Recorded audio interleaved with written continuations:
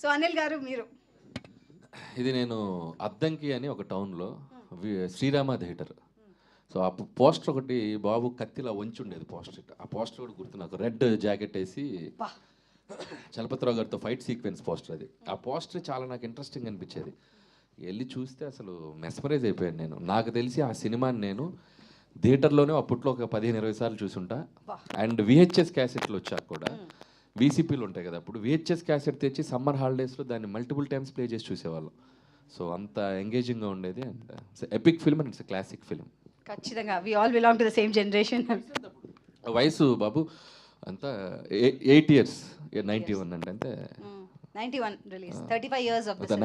9 years వయసు. Wow, lovely, చాలా బాగుంది. సో మీరు ఇప్పుడు బాలకృష్ణ గారితో సినిమా చేస్తే ఇందులోంచి ఏం ఇన్స్పిరేషన్గా తీసుకుంటే? నాకు ఒకటి అనిపించింది ఏంటంటే, ఈ టైమ్ మిషన్ కాన్సెప్ట్తో కుదిరితే 91కి వెళ్ళిపోయి అంటే ఈ ఏజ్తో వెళ్ళిపోయి అప్పుడు బాబు ఇలా ఉన్నారు అసలు. అంటే ఇప్పుడు అందగాడే బాబు అసలు చూడు ఎలా ఉన్నారు.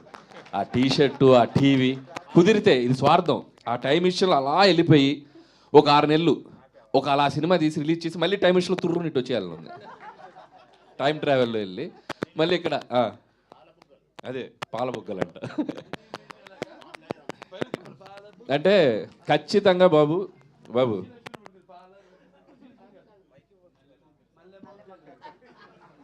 ఖచ్చితంగా బాబుకి లేడీస్ ఫాలోయింగ్ ఎక్కువ. నాకు తెలిసి ఆ టైంలో ఎలా ఉండేదో మరి బాబు చెప్తే తెలియాలి మనకి. తెలిసిపోతాను మాకు.